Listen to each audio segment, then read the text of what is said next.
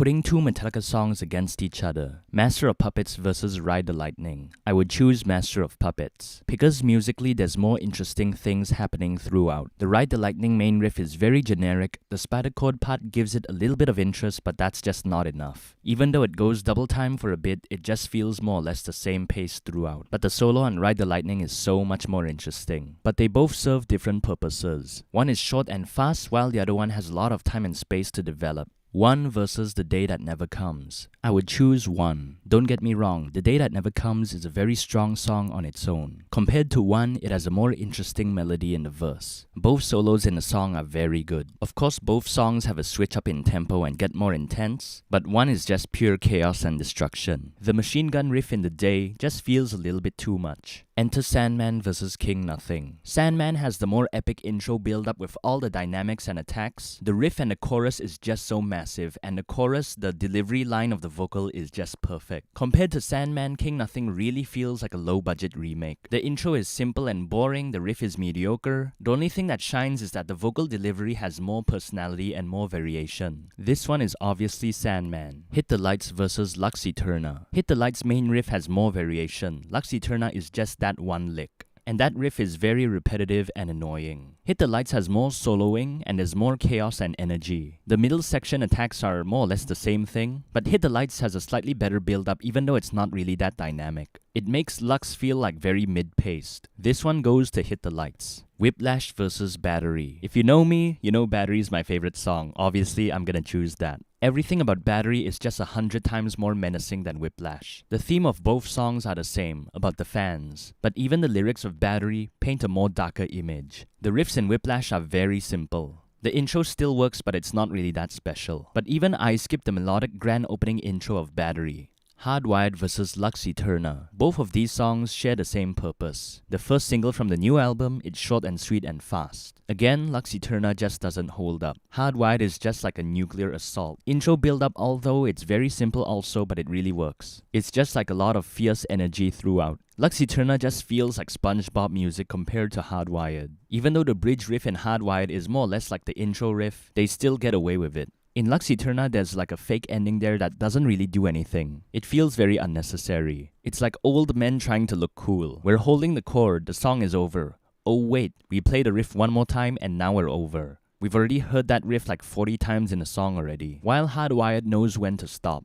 And it leaves a mark. Fade to Black vs Sanitarium. Both have very good intro solos, very melodic. Also very good lyrics on its own. Both have a soft verse and heavy chorus. They both have interesting middle sections. But even in the middle part of Fade to Black, it doesn't really feel like there's a tempo shift. It gradually gets faster, but it still feels like the same pace. Sanitarium's one is more intense and very clear. I don't really relate to the bridge lyrics to Sanitarium, and the outro feels a little bit unnecessary. So based on intensity, of course I'll choose Sanitarium. Sad But True vs Harvester of Sorrow. Both feel very dragged. Both of these can easily be like 4 minutes or 5. Sorry kids, Sad But True has the better riff. Even the drums are more powerful. Sad But True has a very interesting and smart intro. And Harvester just takes a long time to build up. The chorus to Harvester, do I even need to say it? It's just repeating. The Sad But True bridge riff only comes out for a little bit, but it relates to the previous riff, but it's also very good. And in Harvester, I really like that that hammer-on pull-off part. But Harvester just feels more slow-paced and more draggy. Quite honestly, I always skip and avoid these two songs a lot, because it just feels too unnecessarily long. But I would still choose Sad But True. Leper Messiah vs The God That Failed. Both riffs sound very dark. The machine gun part in Leper just feels kinda lazy. The bridge riff is also kinda 50-50, it reminds me of Battery. The chorus to The God doesn't really feel like a chorus. The verse also feels like it's mainstream but also not really that mainstream. But The God in terms of riffing is definitely heavier. When I listen to Leper Messiah, I don't think of heavy or thrash at all. It just feels like it's just there. This one, quite honestly, I'm not sure which one I would choose. I'm more familiar with Leper, but it feels kind of average. I also like The God, but I guess throughout the song it just feels draggy. And when a song gets too draggy, it kind of loses its meaning. Bleeding Me vs The Outlaw tone. Because of the intro and outro, the Outlaw tone just feels too draggy. Both have very good build-ups, but Bleeding Me is way more dynamic. The Outlaw is not really that intense. It doesn't go a full throttle 100%. It just goes up like 70, then it goes back down, goes up and go down. But Bleeding Me is just, when it goes 100%, it freaking goes there. The Bleeding Me clean intro riff and even the middle riff, even though it's like fade to black, it still really hits hard. Both have a very good use of time, space, build-ups, dynamics, and the solos are just very great. These two are definitely the highlights, the kings of load. But yeah, The Outlaw just feels too draggy. The Unforgiven versus The Unforgiven 2. Unforgiven feels more classic and old school because of the intro, but throughout the years, I find myself drifting towards more to The Unforgiven 2. The lyrics are more relatable and it paints a bigger picture. Don't get me wrong, when I first heard The Unforgiven, it blew my mind. Heavy verse and soft chorus and the melodies are just so good. The delivery of the chorus is just so perfect. Even when the intro riff is just a few notes, it feels very iconic and very emotional. But The Unforgiven 2, it just feels more mature. The melodies are also very strong in that song. Even though the intro borrows from the first Unforgiven and the solo is not that intense, I'm still drawn to that song way more. And yeah, the ending to The Unforgiven gets very draggy. King Nothing versus Moth into Flame. Moth into Flame obviously more intense, more things happening. Inamorata versus The Outlaw Torn. Even when I said at first I didn't really like Inamorata, and even though it's longer than The Outlaw Torn, I would still choose it. The Outlaw Torn just feels like 20 minutes at this point. Inamorata, at least there's more things happening. The riff is more catchy, the chorus is also catchy. But obviously The Outlaw Torn has better build-ups and dynamics, and doesn't have a loud hi-hat counting in the soft part.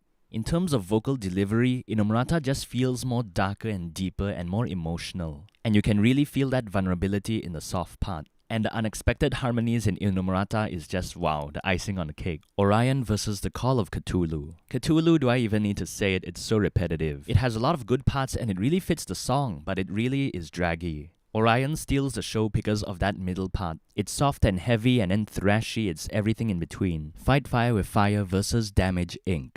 They both have very short choruses, but Fight Fire just feels lazy. Fight Fire obviously has the more interesting intro, and both riffs, when the beat kicks in, it's very menacing. But Damage, in terms of vocal delivery and riffing, it just feels more fierce. Even when Fight Fire is the literal depiction of the end of the world, it just feels like someone saying, oh, the world is gonna end, but it doesn't really end. While in Damage Inc., it feels like everything is on the line, and the snare in Damage is just so powerful. And I'm not just talking about the intro,